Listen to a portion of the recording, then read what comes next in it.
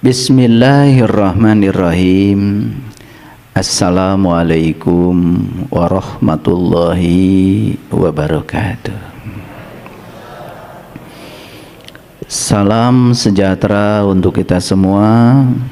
Om Swastiastu, Namo Buddhaya. Salam kebajikan, Sampurasun. Rahayu Sagung Dumadi. Yakin semua makhluk hidup di semesta ini, baik yang kelihatan maupun yang tidak kelihatan, di setiap ruang dan waktu, di semua tingkatan, senantiasa hidup berbahagia dan bebas dari segala bentuk penderitaan. Mari kita terus bertekad di setiap hari baru yang semesta wariskan kepada kita, titipkan kepada kita. Kita selalu menjadi kepanjangan tangan semesta untuk menyampaikan cintanya, menyampaikan rahman dan rahimnya.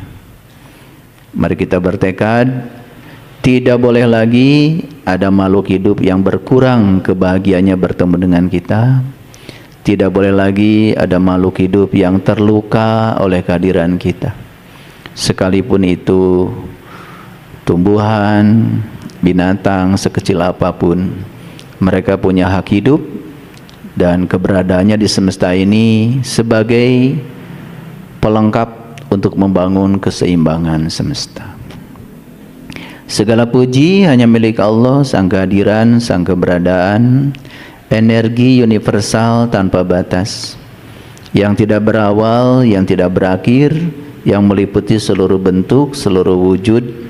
Dan mereka yang sadar bahwa sebetulnya semua yang ada di semesta ini adalah manifestasi dari sang kesadaran, sang keberadaan, maka kemanapun dia memalingkan wajah, dia hanya melihat wajahnya Allah.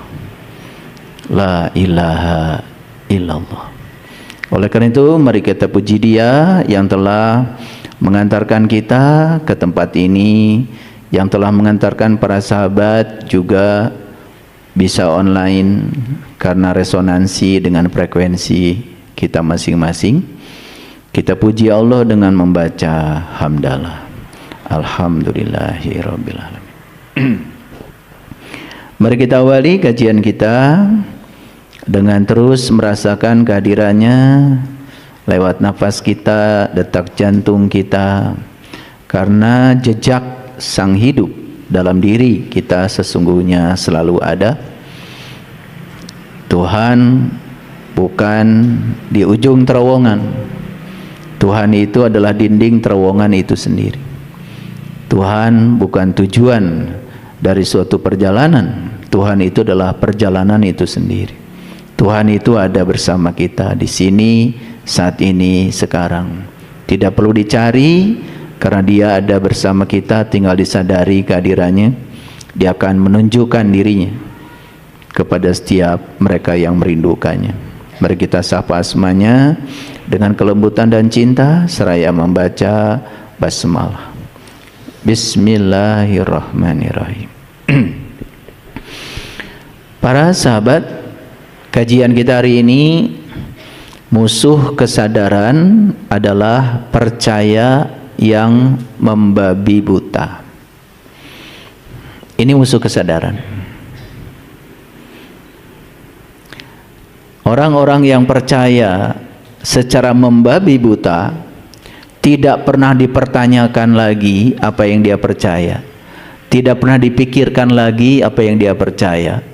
Walau itu sebatas dogma dan doktrin, itu sudah terhijab kesadarannya. Dan orang yang semacam ini sampai kapanpun berulang-ulang datang ke dunia ini tidak akan pernah menemukan kesadaran. Orang yang semacam ini hidupnya penuh dengan kepura-puraan, kemunafikan.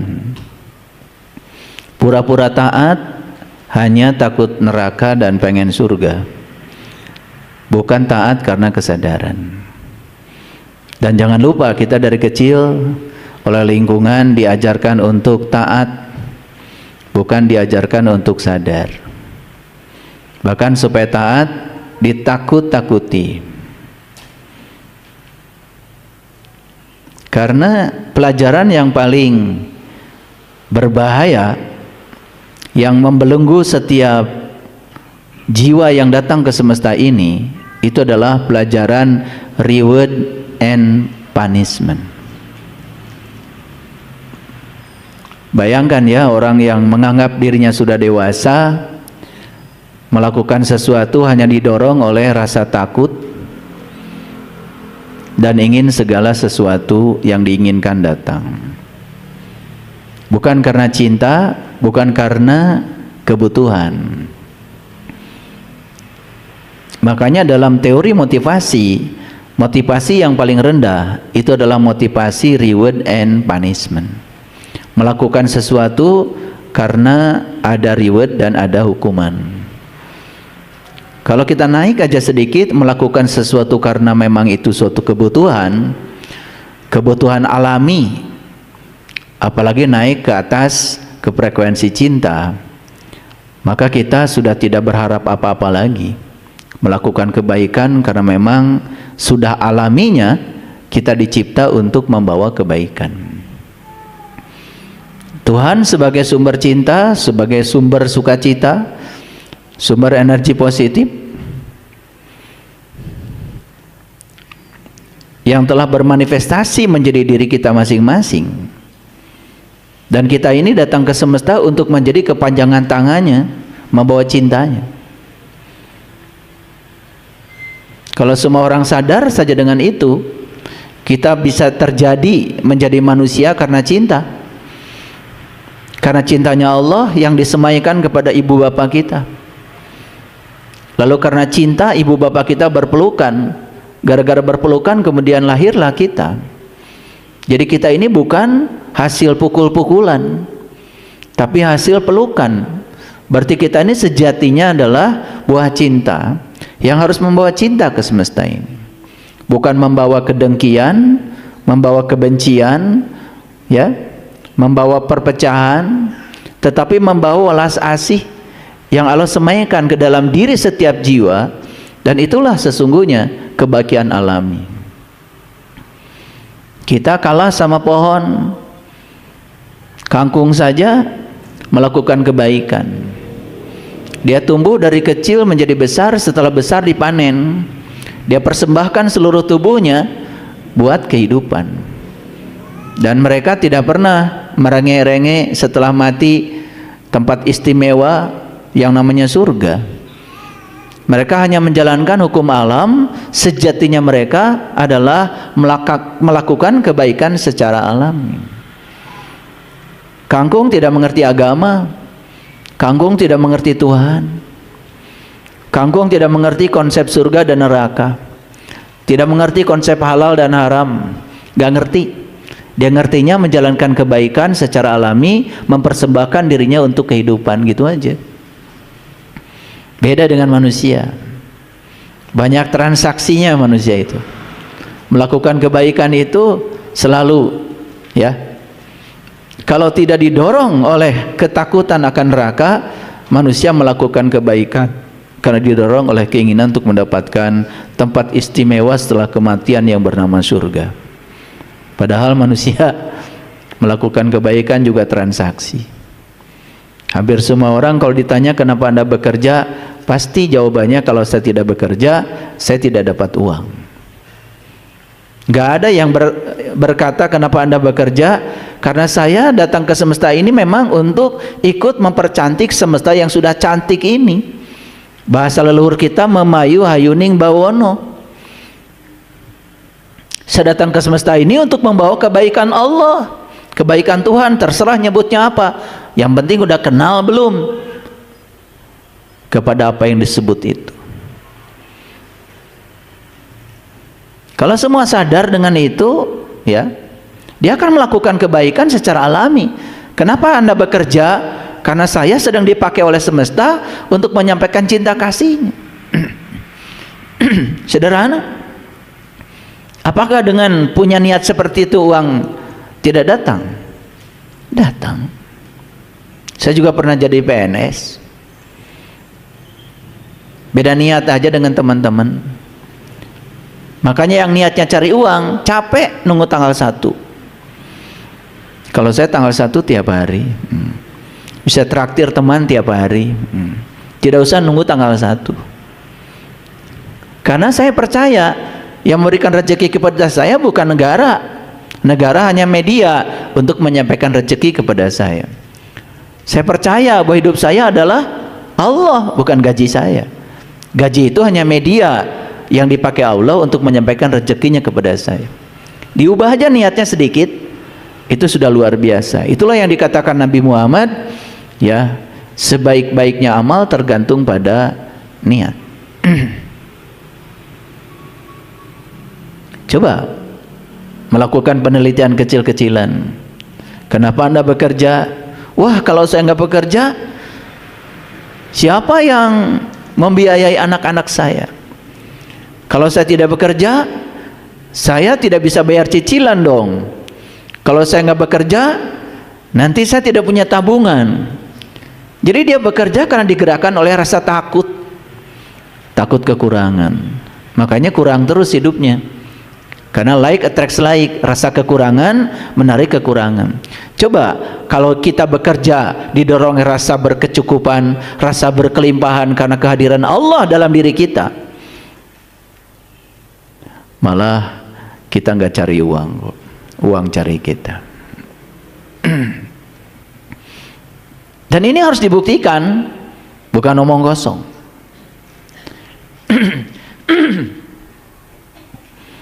Anak saya bilang sama saya, ayah itu HP-nya udah capek katanya. Padahal HP saya ini baru tahun 2024, S24. Saya bilang, nanti juga kalau sudah saatnya pasti datang yang baru. Kemarin ada orang yang datang pada saya, tiba-tiba minta maaf sama saya. Maaf kenapa? Waktu katanya hari memperingati hari kelahiran saya, beliau nggak bisa datang, tapi sudah menyiapkan hadiah buat saya. Ternyata hadiahnya S26. Baru aja dibicarakan langsung datang. Ya. Karena saya tidak pernah berpikir saya akan punya HP kalau saya punya uang, enggak. Di bypass aja. Ada uang, enggak ada uang. Kalau butuh HP yang baru karena saya memang sedang menggunakan teknologi ini untuk menyebarkan kebaikan, ya pasti datang. Kalau HP itu harus rapi kayak gini. Kalau bonyok-bonyok, depannya itu retak-retak, itu kayaknya sering dipakai gosip itu HP itu. Jadi saya bisa lihat sebetulnya kepribadian kalian itu dari HP-nya. Iya, sering jatuh HP itu, ya, sering jatuh, bonyok-bonyok, retak-retak, itu kayaknya itu sering dipakai fitnah itu. Atau sering dipakai menghujat orang. Itu kelihatan itu. Karena apa? Mungkin kita melihat HP ini hanya sebagai produk teknologi. Oh, karena Anda tidak pernah belajar. Saya belajar material elektronik yang namanya semikonduktor. Ya. Bagaimana tuh elektron itu bisa bertransisi dari suatu tingkat energi ke tingkat energi berikutnya? Bahkan elektron itu dulu dianggap sebagai partikel elementer. Dan sekarang fisika kuantum mengatakan elektron sendiri bukan materi. Dia adalah energi-energi unit, energi-energi kecil yang sedang menari-nari di semesta di ruang kosong ini. Maka ada namanya teori dualisme gelombang partikel. Sesuatu yang disebut partikel kadang-kadang menampakkan diri sebagai gelombang. Sesuatu yang disebut gelombang kayak foton ini, ya, foton cahaya juga bisa menampakkan diri sebagai partikel. Tergantung siapa pengamatnya. Kalau kita bicara secara mikro, dalamannya ini, Ya, kalau tidak ada yang meliputi semesta raya, tidak ada energi universal yang halus,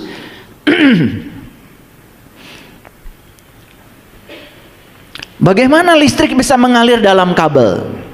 Manusia cuma menciptakan beda potensial aja antara ujung-ujung kawat, tetapi kemudian mengalir arus. Kemudian orang fisika mengatakan arus listrik adalah muatan listrik yang bergerak, persatuan waktu. Tapi pertanyaannya, apa yang bergerak? Oh, itu katanya elektron bebas pada tembaga. Karena tembaga nomor atomnya 29. Di kulit terdalam ada atom 2. Di kulit yang keduanya 8, kulit yang ketiga 18. Kulit terakhir adalah 1. Sehingga 2, 8, 18, 1. Itu yang disebut dengan elektron valensi, atau disebut juga free elektron, elektron bebas. Itu penjelasan orang fisika daripada tidak ada penjelasan. Tetapi kenyataannya yang terjadi di dalam kabel seperti apa, sampai sekarang nggak ada yang tahu. Teori itu hanya menjelaskan sesuatu supaya kelihatan saja ada penjelasan. Tetapi yang sebenarnya terjadi di dalam kabel ini, kabel listrik seperti apa, sampai sekarang nggak ada yang tahu. Bahkan pemenang hadiah Nobel tentang elektron, ketika ditanya, Anda hebat menemukan elektron, gimana caranya menemukan elektron? Ini pemenang hadiah Nobel nih. Dalam pidatonya dia bilang, sampai sekarang saya pun tidak tahu elektron itu apa. Jadi saya dulu begitu masuk kelas, mau belajar tentang mata kuliah kelistrikan 4 SKS, dosen saya sudah datang, lalu cuma nulis saja di papan tulis, apakah listrik itu? Udah, beliau pergi dan dibiarkan kita diskusi. Wah, diskusilah orang-orang yang sok tahu. Listrik adalah macam-macam dibahas sampai 4 SKS habis, belum kelar-kelar tuh diskusi. Baru dosen masuk lagi, gimana kalian sudah tahu listrik itu? Wah, semua acungkan tangan. Ini orang-orang sok tahu ya. Kami sudah diskusi dan mendapatkan kesimpulan listrik itu apa. Jadi setelah diizinkan semua bicara satu kelas, kemudian terakhir dosen saya bilang begini, saya ngajar listrik sudah 26 tahun, sampai sekarang saya tidak tahu listrik itu apa.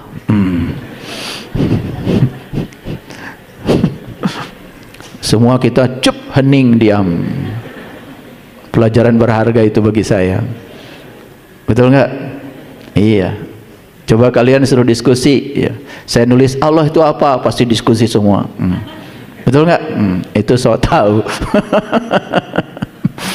Makanya itulah konsep itu memberitahu rasa tahu yang palsu.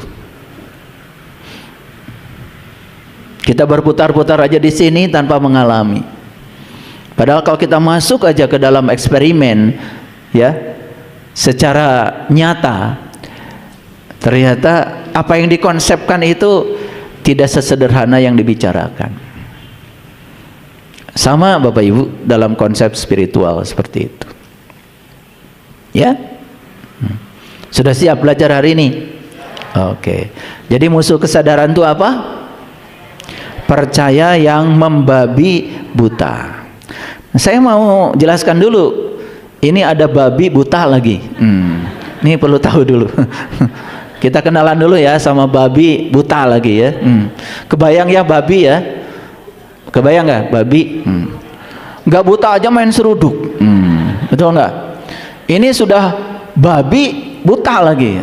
Udah kebayang itu nyeruduknya kayak apa? Gitu. Jangan-jangan kita nih selama ini main seruduk aja. Main seruduk ya. Disuruh percaya tentang cerita masa lalu, langsung percaya. Disuruh cerita tentang akhirat itu begini, begini, begini, langsung percaya. Nanti kalau mati itu ya katanya seperti seperti kulit yang terbuka kemudian dikasih jeruk nipis. Nah itu ada ceramah gitu saya lihat. Ya. Pokoknya ceramahnya serem lah gitu ya. Makanya habis dengerin ceramah gitu, ibu-ibu semua memproduksi hormon-hormon kortisol. Pulang dari masjid langsung wajahnya serem itu kayak uka-uka. Nggak ada bahagia-bahagianya. Semua ceramahnya menakutkan, gitu kan? Itu. Tapi lucunya pada percaya.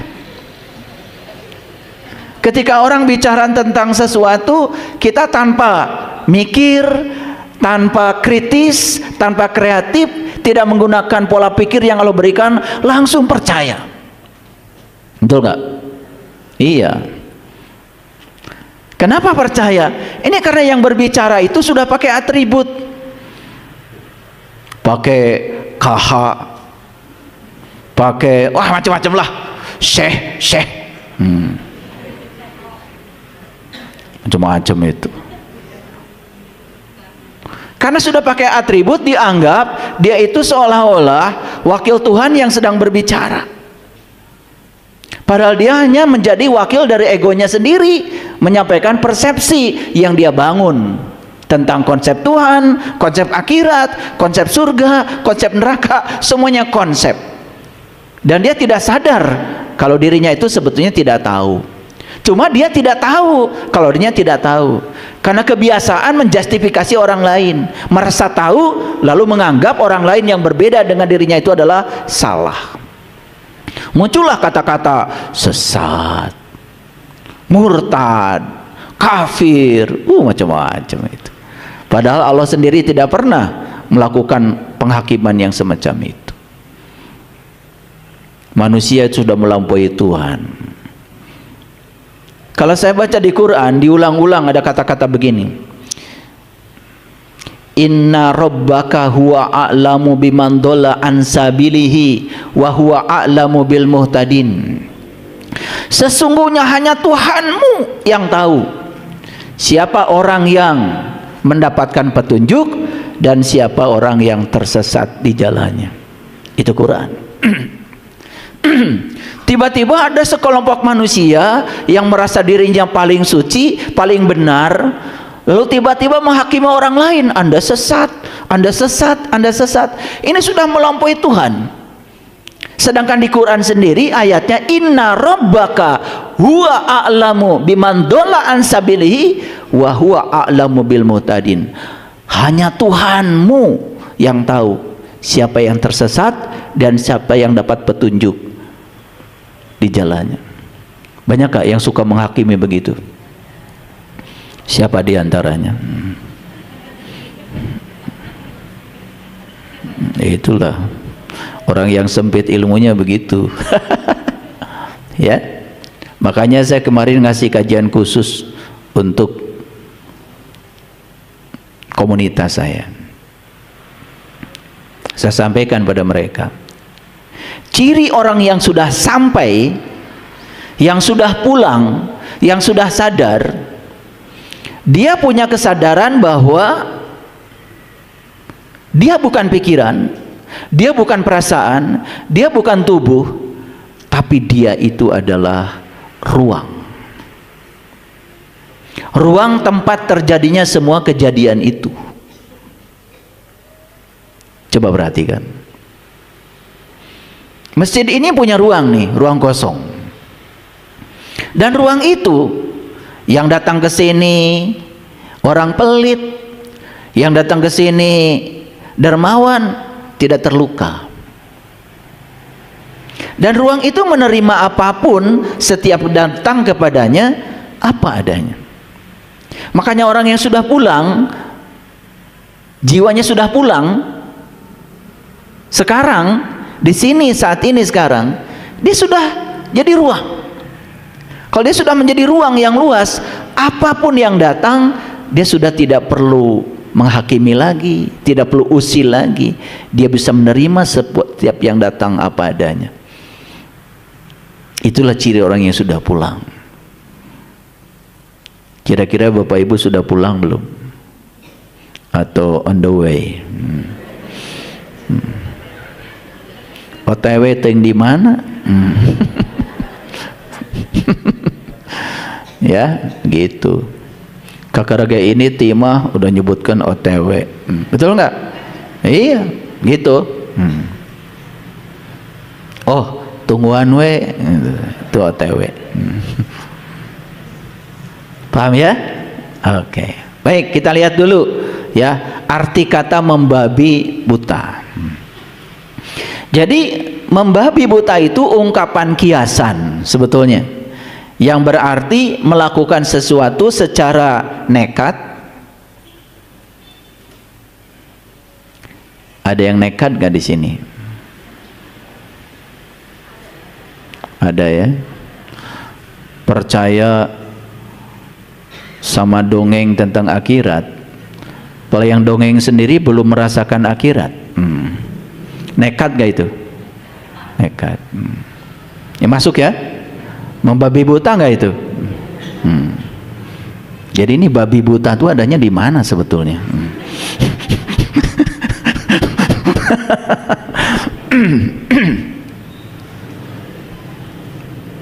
Nggak usah dicari di kandang babi. Nekat, nekat. Coba setiap sholat bilang asyhadu alla ilaha illallah, aku bersaksi tiada Tuhan selain Allah. Pakai apa itu? Pakai mulut.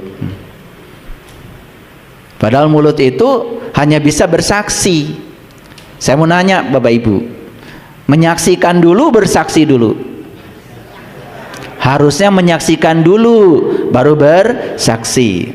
Kan di kantor polisi juga yang tidak menyaksikan di TKP kan tidak boleh bersaksi.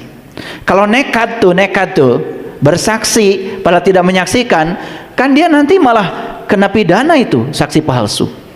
7 tahun itu saksi palsu itu. Belum menyaksikan sudah berani bersaksi. Coba, nekat gak itu? Nah itu udah masuk nggak kira-kira babi buta ini, udah masuk nggak kira-kira? Wah, ada cerita itu. Wah, nanti ketika kita dikubur 7 langkah setelah semua yang ngantar pada pergi, datanglah 2 malaikat Munkar dan Nakir, bawa gegendir. Betul enggak? Lalu kita akan ditanya, man robuka? Oh, saya pernah tanya dulu sama guru agama saya, berarti malaikat Munkar dan Nakir itu Pak orang Arab? Saya dibilang murtad. Kan tadi ngomongnya pakai bahasa Arab. Man robuka? Kebayang orang Amerika mati ditanya bahasa Arab. Betul nggak? Di framing seolah-olah ya malaikat pun Arab gitu loh. Itu kan konspirasi. Lah kalian lagi hidup aja ditanya sekarang siapa Tuhanmu, nggak bisa jawab, apalagi udah mati. Tapi karena itu sudah diulang-ulang berkali-kali, nah ini lalu percaya. Nih yang percaya siapa nih? Bukan saya yang bilang ya, kan itu kiasan ya. Nekat gak kira-kira itu? Nekat. Makanya saya dulu waktu kecil diajarin bapak saya, ini dunia, ini akhirat. Di sini ada jembatan, rambut dibelah 7, Siratal Mustaqim, di bawah api menyala-nyala. Saya langsung keluar dari ruangan, ditarik sama ibu saya, kupingkeun bapak. Bohong kata saya.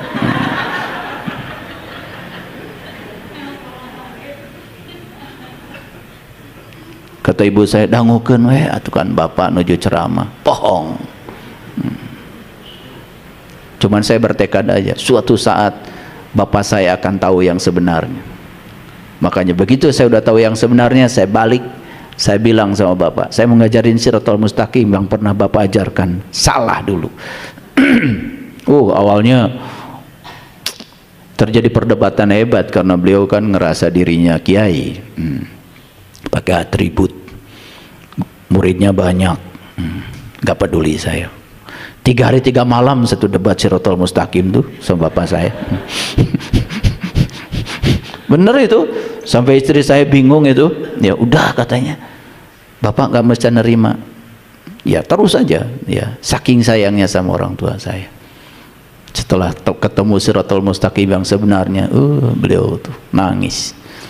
Setelah diajarin oleh saya, bahkan mau meninggal pun tidak mau di tangan anak-anaknya yang lain. Beliau datang dari kampung ke sini hari Kamis, belum meninggal di rumah saya hari Minggu. Nggak sakit, nggak apa, hanya untuk meninggal aja datang ke rumah. Ingin dipelukan saya peluk. Luar biasa. Saya lihat cahaya itu ya, berputar ke sebelah kanan tuh. Waktu beliau baca La ilaha illallah Allahu Akbar, titik-titik hitam di wajahnya itu hilang seketika, kuning wajahnya bapak saya. Dan setelah diajarkan Shirathul Mustaqim yang sebenarnya, gak mau lagi jadi imam, dikasih mau sambutan aja di kampung gak mau. Bapak saya cuma banyak diam dan menangis. Itulah ketika mau jujur pada diri sendiri. Ketika kita membuka gerbang baru, ternyata saya tidak tahu. Dan sekarang saya tahu bahwa saya tidak tahu. Kejujuran itulah yang akan mengantarkan kita untuk menjadi orang yang tahu, dan kita tahu bahwa kita tahu. Jadi kalau babi buta gak bisa. Jadi membabi buta itu adalah ungkapan kiasan yang berarti melakukan sesuatu secara nekat ya, kalap atau mengamuk tanpa mempedulikan risiko, aturan atau keadaan sekitarnya. Membabi buta itu menggambarkan tindakan agresif, berlebihan, yang seringkali tanpa perencanaan, tanpa pemahaman yang jelas. Itu. Makanya kalau ditanya Bapak Ibu, ditanya ya, yang sederhana aja, yang sederhana. Pulang haji, pulang umroh, baru pulang nyampe rumah, ditanya yang sederhana aja, yang sederhana. Tawaf ibu bapak di sana, tawaf. Seberapa putaran? 7. Nah, itu ada 8. Udah pasti bingung itu, pasti bingung. Betul nggak? Kenapa kalau orang bilang pusing itu selalu 7? Coba. Nggak ada orang pusing 6 keliling, selalu 7 keliling, betul nggak? Betul nggak? Iya. Ini apa hubungannya tawaf 7 putaran dengan pusing 7 keliling? Coba.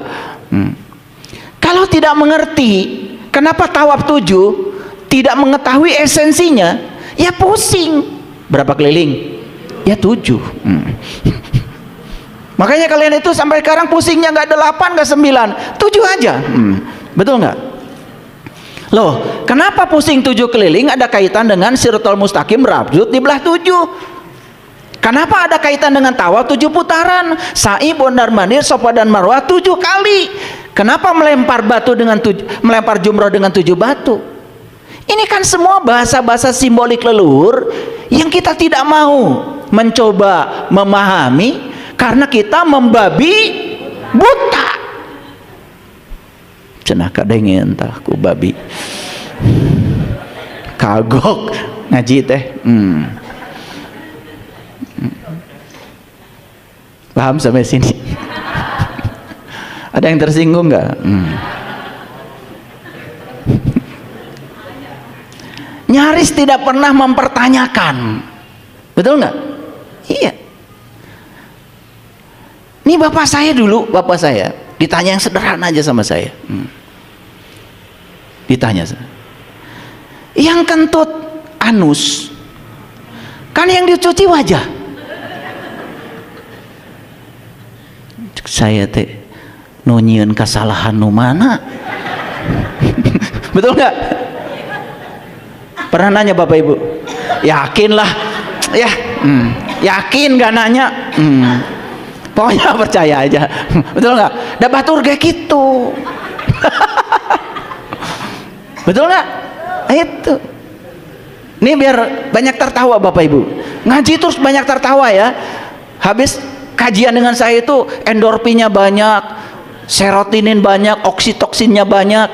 Habis dengar kajian saya itu pulang dari sini ya, daya imunitas tubuh naik, wajah tidak serem lagi.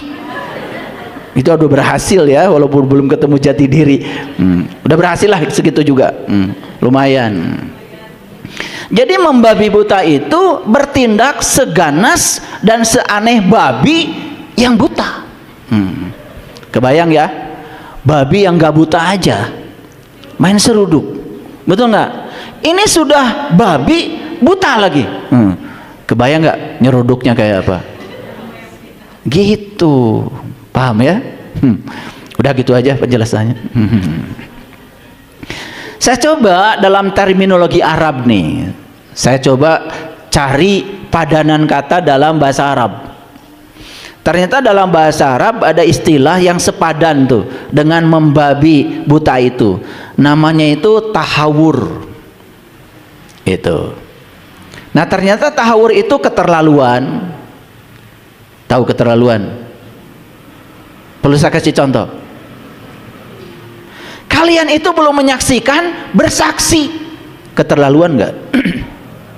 Nekat nggak itu? Nekat. Tapi terus menerus nekatnya ya sampai sekarang. Betul nggak? Kalau tahiyat kan kalian begini ya, asyhadu alla ilaha illallah gitu kan? Nggak ada asyhadu alla ilaha illallah, nggak ada ya? Nggak ada kan? Tapi coba tanya, kenapa bukan jempol, bukan kelingking, kok ini yang diacungkan Nabi Muhammad? Itu pelik sekali itu. Kalau tidak terbuka mata kolbunya nggak akan ngerti. Lalu kenapa ini diacungkan tepat pada saat baca syahadat? Apa kaitannya syahadat dengan telunjuk ini? Yang sudah mengerti ketawa-ketawa aja, mesem-mesem. Makanya orang yang udah tahu itu enaknya paling cuma diem aja, diam, tidak menghukumi orang. Udah tahu. Coba yang tidak tahu ribut. Pernah saya nanya orang yang so tahu itu, ya, kenapa Anda kok sholatnya gini? Itu kan nunjuk sama Allah. Wih, berarti Allah di depan dong. Coba tunjukkan sama saya ayatnya kalau Allah itu di depan. Gak ada ayatnya. Kan Allah malah bilang, aku bersama kamu, lebih dekat daripada urat nadi lehermu. Urat nadi leher di mana? Di sini. Harusnya kan asyhadu alla ilaha illallah. Harusnya begitu. Betul nggak? Betul nggak? Ini ya cerita ini aja lah, narsis sedikit ya. Cerita ketololan. Bertahun-tahun, betul nggak? Ada yang bilang gini, itu nunjuk sama Allah. Wah, kita aja kalau ditanya rumah Pak RT sebelah mana? Sebelah sana. Berarti kalau nunjuk sama Allah kan harusnya sopannya asyhadu alla ilaha illallah. Betul nggak? Sesat lagi. Yang gini sesat, yang gini emang nggak sesat kalau nggak ngerti. Itu cuman berani dan bisa menghukumi orang tanpa alasan. Itu yang disebut dengan tahawur, keterlaluan. Makanya saya cari ilmu ini belasan tahun Bapak Ibu. Makanya sekarang saya pelit dikit deh, nggak saya bagikan di sini. Nyarinya belasan tahun, enak aja sebentar dikasih, betul nggak? Wah, saya berdarah-darah cari ilmu itu. Ada yang bilang menyatakan Allah satu. Lah, kata siapa Allah satu? Jadi kalau Allah satu berarti bebas dong, boleh pakai jempol. Kan yang penting satu. Boleh juga asyhadu alla ilaha illallah, boleh, kan satu, yang penting satu. Atau lebih besar lagi, asyhadu alla ilaha illallah. Semua alasannya itu dibuat-buat dan tidak masuk akal, padahal agama itu akal, dan tidak ada agamanya bagi yang tidak berakal. Maaf, nggak akan saya berikan di sini, enak aja. Saya juga berdarah-darah nyarinya. Saya udah keliling, wah katanya ada guru hebat di sana, udah saya datang. Udah keliling dunia, saya ke Kutub Utara cari yang ini.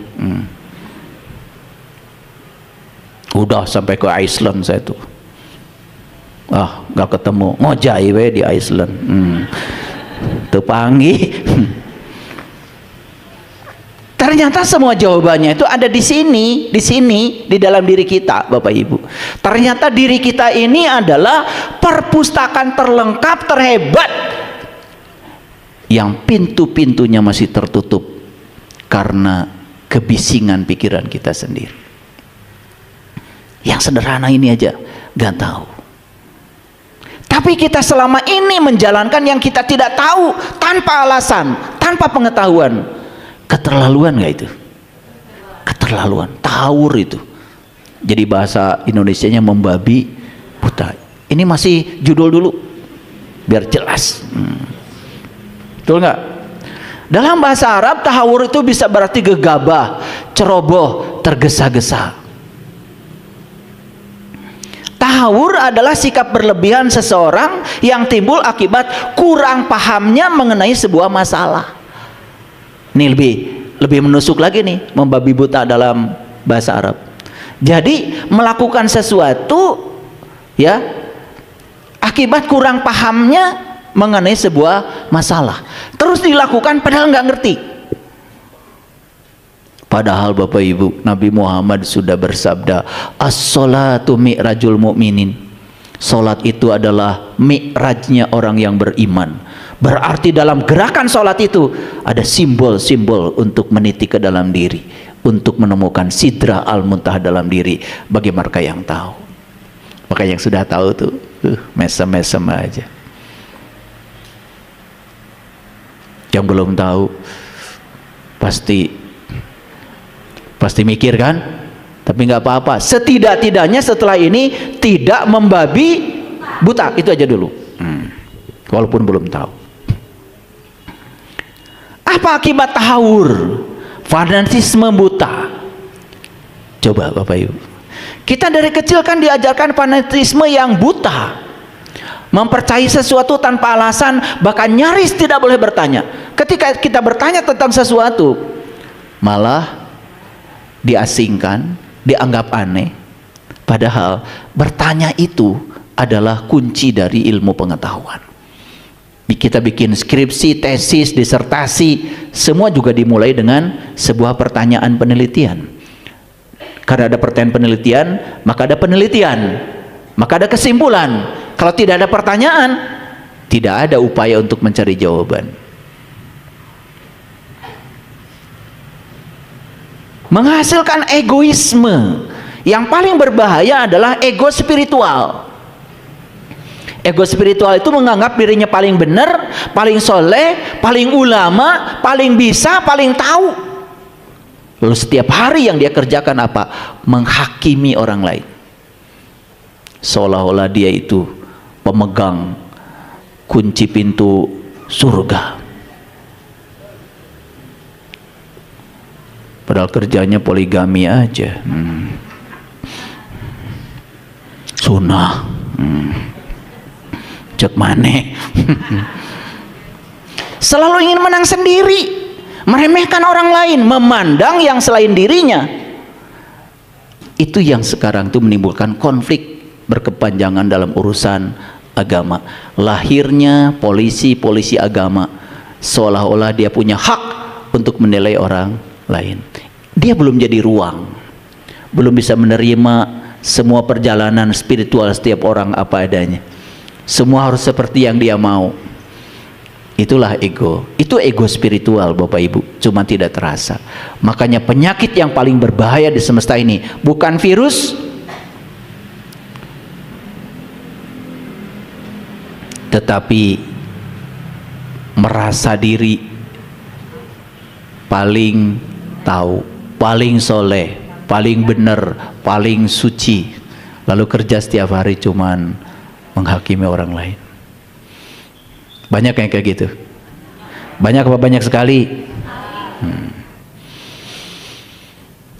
Padahal yang dia tahu itu cuma sebatas konsep. Makanya saatnya kalau kita mau mencapai kesadaran murni, meruntuhkan konsep itu. Ketika konsep runtuh, hidup menjadi sederhana, langsung, hidup, bahkan konsep spiritual pun harus ditinggalkan. Karena spiritualitas itu bukan konsep, tapi pengalaman.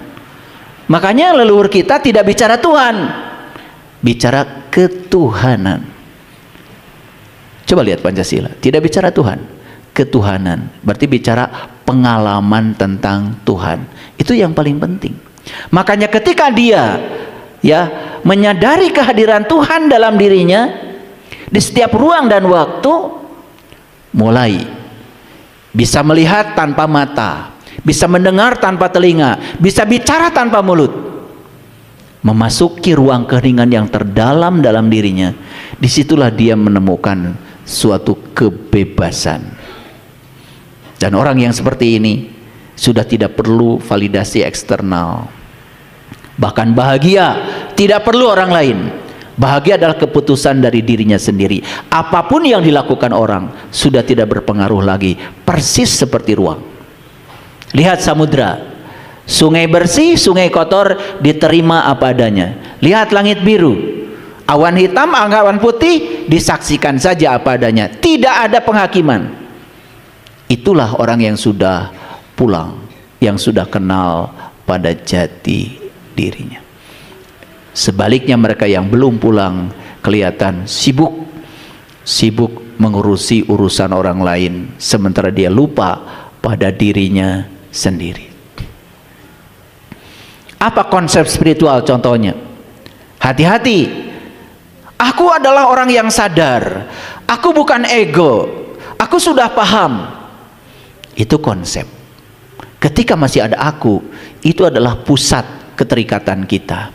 Mungkin kita sudah melepaskan keterikatan pada harta, pada jabatan, pada status sosial, tetapi ada yang belum kita lepaskan. Siapa? Aku. Merasa dirinya ada. Lihat saya Bapak Ibu, Allah dalam Al-Quran mengatakan, ketika aku sudah sempurna menciptakan tubuhmu, aku tiupkan ruhku. Yang ditiupkan oleh Allah adalah ruhku, ruhnya Allah, tidak ada ruhmu. Jadi perasaan diri kita ada, bahkan merasa terpisah dengan Allah, itulah ilusi. Tapi ilusi ini sudah berkembang. Makanya ada orang yang berkata pada saya, tolong bantu saya ingin mendekatkan diri kepada Allah. Saya bilang, kan Allah udah dekat, reka mana deh.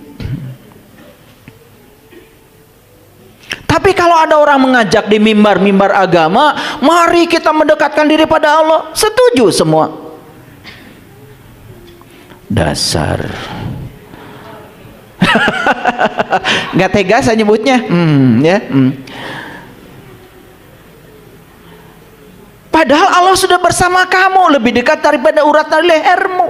Yang membuat kamu sekarang bisa melihat, yang membuat kamu bisa mendengar, bisa bicara, bisa merasa, bisa melangkah, bisa gagaro, itu karena kehadiran Sang Hidup. Gagaro bahasa Indonesianya apa ya? Oh, garu-garu. Aduh, itu bahasa Garut ya. Eta getret, penyakit kulit. Betul nggak? Iya, penyakit kulit makan kieu, betul nggak? Atel mun batur beda teh. Betul nggak? Ya kudu sarua wae jeung manehna. Gitu dianggap sama itu benar, padahal beda juga belum tentu salah. Nah, Disinilah sebetulnya harus kita runtuhkan konsep aku, karena itu pusat semua kemelekatan. Mungkin kita sudah berhasil melepaskan diri pada harta, pada jabatan, pada status sosial, tapi pertanyaan yang paling penting sekarang bagi kita, sudahkah kita melepaskan konsep aku? Inilah pentingnya kita mengalami ketuhanan. Saat kita fana billah, gak ada aku. Saat gak ada aku, yang ada cuma Dia. La ilaha illallah. Iya makalah dibaca. Bari muter-muter tasbih. La ilaha illallah. La ilaha illallah. Ini kalimat untuk disadari. Tidak ada yang lain selain Dia. Ini untuk dialami, bukan diulang-ulang dengan kata-kata yang tidak sadar. Dialami. Nih saya sedang bicara sekarang. Saya tidak merasa yang bicara saya. Dia sedang menggunakan mulut saya untuk menyampaikan pesannya. Sedang menggunakan mata saya untuk melihat. Sedang menggunakan telinga untuk mendengar. Bahkan semua ini pun bukan punya saya. Semua adalah miliknya. Digunakan oleh sang pemiliknya.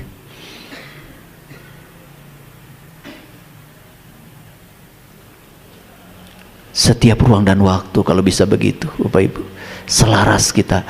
Cipta rasa karsa sudah selaras. Disitulah kun fayakun. Hidup ini gratis. Gratis. Seluruh berkah datang nyaris tanpa upaya. Wa may yattaqillaha yaj'al lahu makhraja wa yarzuqhu min haitsu la yahtasib wa may yatawakkal 'alallah fahuwa hasbuh. Innallaha balighu amri qad ja'alallahu likulli syai'in qadra. Itu semua harus dialami.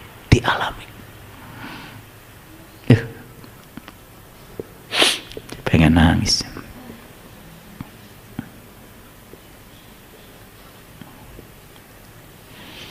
Jadi konsep itu bahayanya karena dia memberi rasa tahu yang palsu.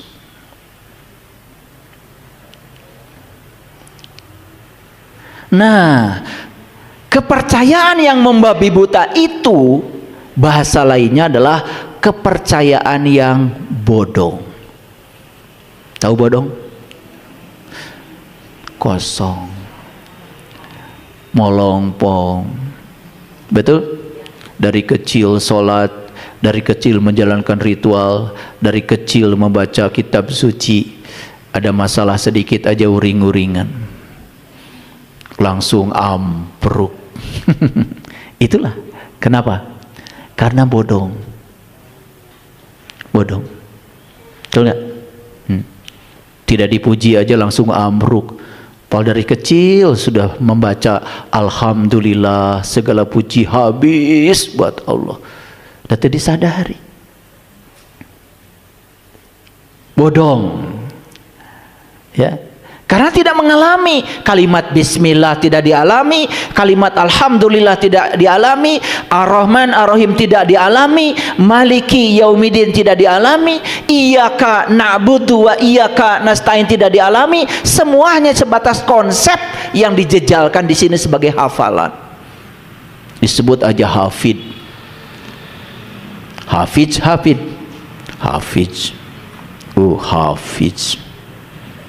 Padahal hafal itu dalam keterampilan berpikir itu nomor wahid. Di atasnya masih ada 6 keterampilan berpikir: mengingat, memahami, menerapkan, menganalisis, mengevaluasi, mensintesa. Jadi hafal itu adalah tingkat berpikir yang paling rendah. Dari analisis ke atas disebut dengan high order thinking, hot, cara berpikir tingkat tinggi. Itulah yang membuat orang maju hidupnya, karena menggunakan teknik berpikir tingkat tinggi. Itu keterampilan hidup. Yang hidupnya cuma menghafal, dia itu cuma mengandalkan memori, mengulang-ulang yang sudah dia tahu, basi, gak ada pengetahuan baru. Padahal kebenaran itu fresh, kebenaran itu selalu baru, kebenaran itu ya bersifat instan. Kebenaran itu di sini, saat ini, sekarang. Setiap bangun tidur selalu dengan kesadaran baru, dengan semangat baru. Kenapa? Tubuh kita juga sel-selnya sudah baru, sudah mengalami kebaruan. Ada rekonstruksi sel, ada regenerasi sel dalam tubuh. Karena kita setiap hari makan protein. 17 miliar sel yang mati dalam sehari diganti dengan protein baru, terbentuk sel-sel baru. Jadi hari ini sudah bukan kita yang kemarin. Masa tubuhnya aja sudah berbeda, masa kesadarannya tidak berbeda? Jadi kepercayaan yang bodong tidak pernah menyelidiki, hanya mengulang dan tidak mengalami. Perhatikan Bapak Ibu, berapa banyak kepercayaan bodong yang kita jalankan setiap hari, tidak dipertanyakan. Betul? Bahkan takut mempertanyakannya. Ada yang bertanya sama saya, tolong tunjukkan pada saya, sholat 5 waktu itu perintahnya di mana? Saya bilang nggak ada. Nggak ada di Quran. Yang ada tuh di Quran tuh sholat terus menerus. Kan korupsi itu gara-gara sholatnya 5 waktu. Betul nggak? Ya si koruptor ini ya duhur skor dulu sholat. Kan korupsinya bukan lagi sholat, sebelum sholat dan setelah sholat. Yang selingkuh itu kan tidak sedang sholat, sebelum sholat atau setelah sholat, karena sholatnya cuma 5 waktu. Coba kalau sepanjang waktu sholatnya, nggak ada korupsi. Betul nggak? Nah terus sholat 5 waktu, memang diajarkan Nabi Muhammad sholat 5 waktu itu untuk charging, itu ngecas sebetulnya.